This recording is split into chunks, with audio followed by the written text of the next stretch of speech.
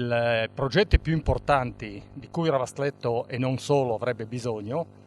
sono, ho preso nota chiaramente per dire le cose in un ordine di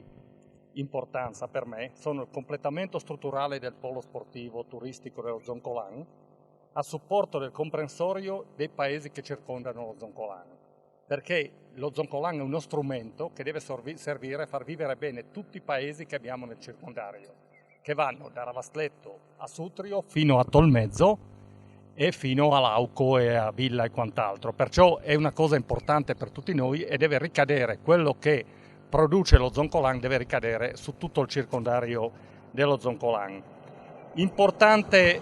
ed è stato dimostrato anche dagli ultimi interventi di una speciale commissione che è stata fatta alla Regione sullo Zoncolan,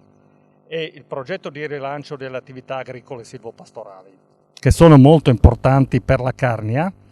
e il cui progetto era iniziato già negli anni 2000 ed è un progetto di una stalla in ogni paese. Vista chiaramente la carenza per poter poi manutentare il territorio di animali e anche di gente preparata a trattare il settore agricolo, è importantissimo e noi portiamo avanti questa opportunità, dico io, perché i nostri giovani, alcuni ci stanno credendo e stanno andando in questa direzione.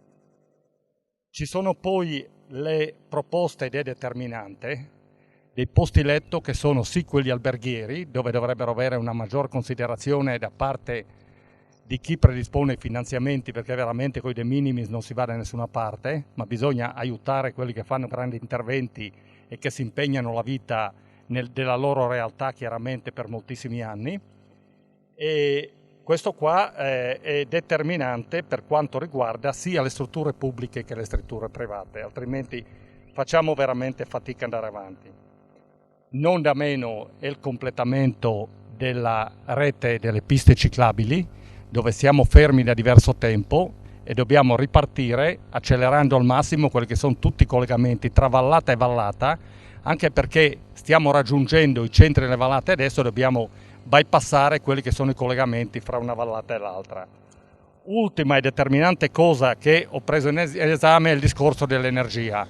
Noi abbiamo una struttura che è la SECAP qua, che ci dà l'energia elettrica a un prezzo sicuramente molto più favorevole rispetto all'Enel. C'è una possibilità da parte dell'Enel di dismettere i piccoli impianti, noi dovremmo essere pronti, dovremmo prendere in mano la situazione, acquistare le linee, perché una delle cose che costa di più è il vettoriamento dell'energia,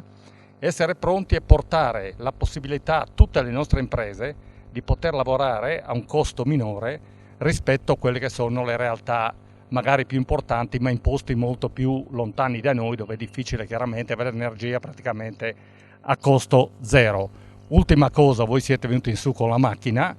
va assolutamente presa in mano la sistemazione delle strade che portano in montagna, perché